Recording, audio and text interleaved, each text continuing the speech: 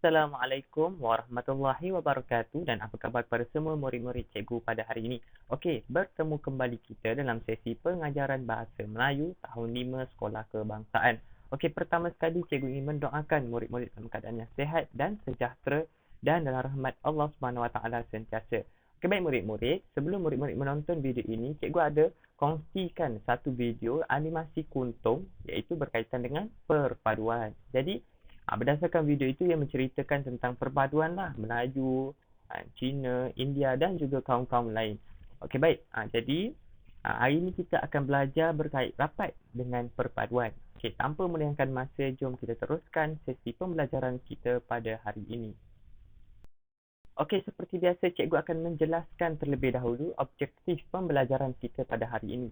Yang pertama iaitu murid-murid dapat mengemukakan kefahaman berdasarkan teks yang didengar dan yang dibaca. Ya, dan yang kedua adalah murid-murid dapat menceritakan kefahaman dengan sebutan dan intonasi yang sesuai. Okey, kalau murid-murid lihat pada objektif yang diberikan, hari ini kita nak faham apa teks yang kita dengar dan kita baca. Dan kemudian kita nak ceritakan balik kefahaman kita tu dengan sebutan dan intonasi yang sesuai. Okey, baik. Jom kita teruskan sesi pengajaran kita pada hari ini. Okey, baik murid-murid, kita akan menggunakan buku teks muka surat 74 dan 75. Okey, jom kita lihat satu persatu. Okey, baik murid-murid, inilah dia buku teks muka surat 74. Untuk pengetahuan murid-murid, hari ini kita masuk pada unit yang baru iaitu unit 10 memupuk perpaduan. Okey, hari ini kita akan melibatkan kemahiran mendengar dan bertutur. Okey, kita baca tajuk iaitu detik perpaduan. Okey, kita baca sama-sama.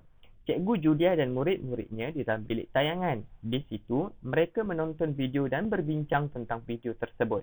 Okey, jom kita baca apa yang ada dalam video itu. Okey, 1, 2, 3. Detik perpaduan berlaku apabila masyarakat berbilang kaum bersama-sama meraihkan perayaan sesuatu kaum. Contohnya di majlis rumah terbuka Aidilfitri.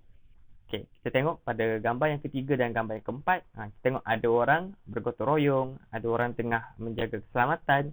Okey, kita tengok perkataan-perkataan yang diberikan iaitu aktiviti kemasyarakatan, rakyat pelbagai kaum, bergotong royong, kawalan keselamatan, kawasan perumahan. Okey, kalau murid-murid lihat di sini, apa yang nak diterapkan di sini ialah, apa yang nak diceritakan ialah berkaitan dengan perpaduan lah melalui aktiviti kemasyarakatan, yang melibatkan rakyat pelbagai kaum. Contohnya aktiviti itu ialah bergotong royong, kawalan keselamatan dan di kawasan perumahan. Okey, kita teruskan.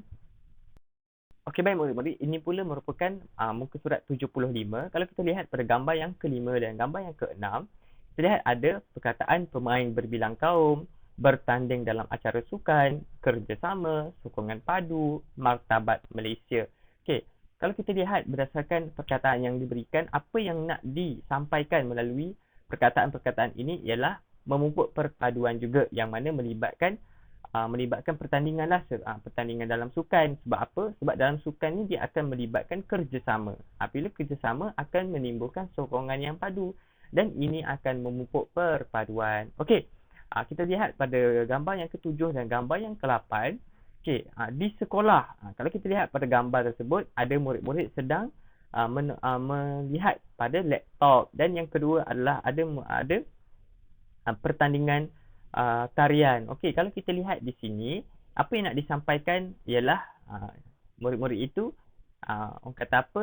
Berkawan rapat. Maksudnya ada perpaduan antara mereka menyebabkan mereka boleh rapat, dan juga tarian, yang mana tarian ini kalau kita lihat ada tarian India, ada tarian Cina, ada tarian Melayu, dan ini akan orang kata apa, berkongsi ilmu antara satu sama lain dan akan menghormati tarian masing-masing dan seterusnya memupuk perpaduan. Okey, kita baca dialog yang diberikan di bawah. Okey, Farisha, ceritakan kisah detik perpaduan di Malaysia yang kamu tonton kepada kawan-kawan. Okey, kisah detik perpaduan, ada ruangan kosong, betul? Okey, maksudnya cikgu ini suruh Farisha ni ceritakan apa yang ditonton tadi. Seperti mana yang kita belajar hari ni lah, yang mana hari ni kita nak faham apa yang kita dah dengar, kita nak faham apa yang kita dah baca, kemudian kita nak ceritakan balik apa yang kita dah dengar dan apa yang kita dah baca. Okey, kita teruskan membaca dialog. Mengapakah kita perlu memupuk perpaduan dalam kalangan murid? Okey, Farisha pun jawab, kita perlu memupuk perpaduan kerana ada ruangan kosong. Jadi kenapa kita kena pupuk perpaduan?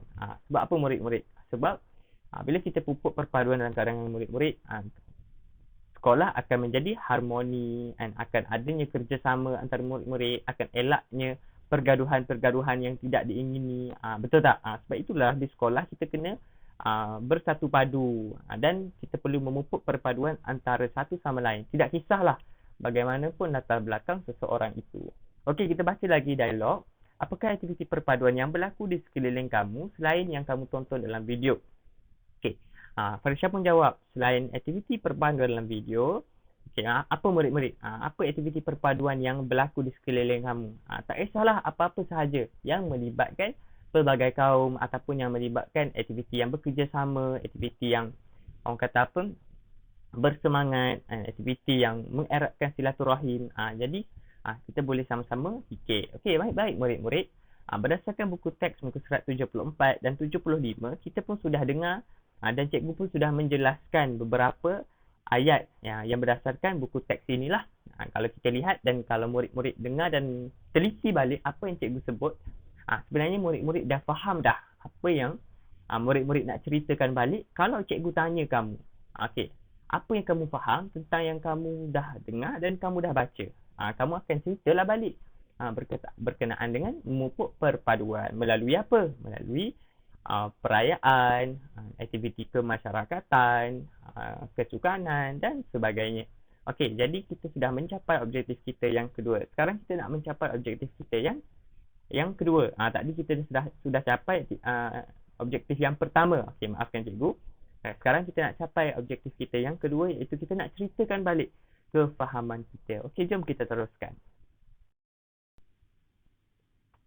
Apa yang Cikgu Aslam faham? Okey, jadi tadi cikgu dah baca dah teks itu tadi, cikgu pun dah faham dan cikgu pun dah teliti. Jadi apa yang cikgu faham, cikgu ceritakan balik dengan intonasi dan sebutan yang sesuai. Okay. Saya faham bahawa detik perpaduan berlaku apabila masyarakat berbilang kaum bersama-sama meraihkan perayaan sesuatu kaum. Tambahan lagi, aktiviti kemasyarakatan seperti gotong royong, kawalan keselamatan di kawasan perumahan yang melibatkan rakyat pelbagai kaum juga memupuk perpaduan. Selain itu, pertandingan sukan juga akan memupuk perpaduan kaum kerana melibatkan kerjasama dan sokongan antara satu sama lain. Akhir sekali, aktiviti di sekolah seperti tarian berbilang kaum juga akan memupuk perpaduan kaum. Okey, baik murid-murid. Jadi inilah apa yang cikgu faham berdasarkan teks yang kita baca bersama-sama tadi. Okey, dan kita pun telah mencapai objektif kita yang kedua, iaitu kita nak ceritakan balik apa yang kita faham berdasarkan teks yang kita baca dan yang kita dengar. Okey, jom kita teruskan. Okey, baik murid-murid. Itu sahajalah pembelajaran kita pada hari ini. Jadi cikgu akan jelaskan tugasan kamu. Yang pertama, kamu perlu tulis pada buku tulis masing-masing kefahaman berdasarkan teks yang kamu dengar dan baca. Maksudnya kamu tulis dulu ayat. Okey, kamu tulis dulu ayat, tulis apa yang kamu faham. Kamu boleh tengoklah contoh yang cikgu buat tadi. Kamu boleh tengok kat situ, kamu boleh rujuk. Jangan salin. Jangan salin yang cikgu, kamu buat kamu punya sendiri apa yang kamu faham. Bebas, jangan terikat, terpulang pada kamu. Tiada yang salah, tiada yang betul.